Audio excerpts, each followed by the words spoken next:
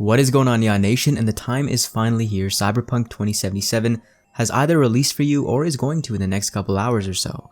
And with that, I want to equip you guys with a brief set of tips that I've compiled as you begin your adventures in Night City. These tips will likely help you acclimatize to the overwhelming nature of Cyberpunk 2077, its RPG mechanics, your skills and aptitudes, and some of the street slang. As you finish the prologue, which includes the life path segments of either the corporate, the nomad, or the street kid, the whole map of Night City opens up to you, with the freedom to do what you want. You will be able to zoom in and out and choose where exactly you want to go if the main quest is the last thing on your mind, but the map can be overwhelming at first, especially with the close proximity between points of interest. Now once this happens, the main standout tip I have for you is to use the map filters. There will be a fair number of markers on the map at first, and it will be easier for you to navigate Night City if you tackle one job at a time. As you get more cognizant of what is what, you can opt to not filter anything. You can hit Z to filter out what you want to do at any given moment. When it comes to the types of jobs that are offered, we have main story quests, side quests, gigs, and scanner hustles, with more random events around the city not marked on the map. Pressing X on PC further separates these jobs into their subcategories. If you'd like to keep things neat and tidy, you can also close these sections in your journal so that you can only see specific types of content.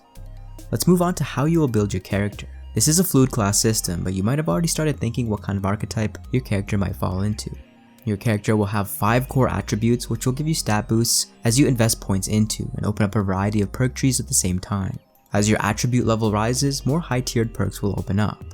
For example, under reflexes we have 3 perk trees including rifles, handguns, and blades. My character currently has 18 reflex points, and at 20 I will unlock the Savage Stoic perk under the assault tree, which increases damage with rifles and submachine guns by 3% when standing still. Now although I haven't invested many points into blades, I still have the high tiered perks available should I choose to, due to my core attribute of reflexes being 18. As you use rifles, handguns, or blades, you'll also get bonuses at the bottom, including additional perk points and percentage based boosts. Now if you want to respec all your points, you better start piling up some eddies, since the progression shard which allows you to do this is not cheap. Cyberware will also greatly play into your builds. These are pretty much high value perks that must be installed at Ripper Dog clinics, but I do want to mention the importance of the operating system. Your operating system can be split into 3 categories: Cyberdex, Berserk implants, and Sandviston implants. Cyberdex will give you access to additional quick hacks, which you can use after scanning an enemy or device. Different Cyberdex offer different quick hack cooldowns and amounts of RAM which regenerate after a while. Each quick hack will have a different value, and thus a Cyberdeck with more RAM is better, and again better Cyberdecks will replenish your Cyber mana quicker. Next up we have the Berserk operating systems, which give you more strength related boosts like increased melee damage, armor and resistances, health, stamina, etc. You will not be able to use quick hacks, but this is for those who want to forego them in favor of strength.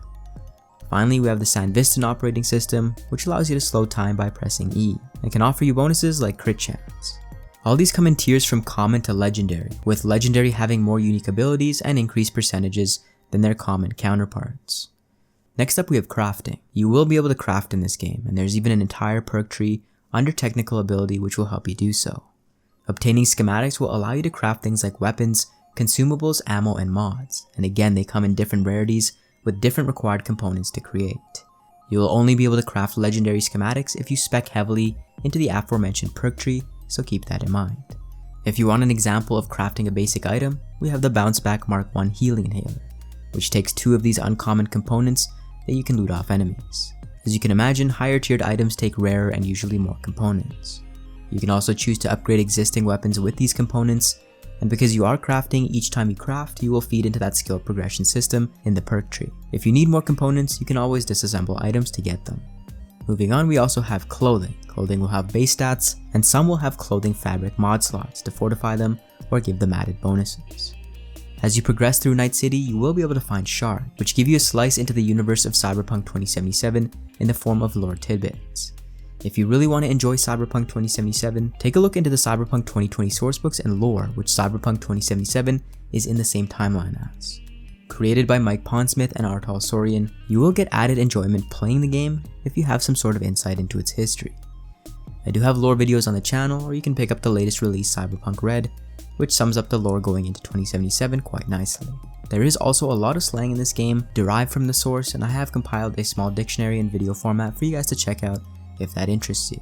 those are some of the sticking points that I had when I first started playing Cyberpunk 2077. I hope this will help you as you start your adventure in Night City. And for everything and anything Cyberpunk, join Neon Nation by subscribing to the Neon Arcade.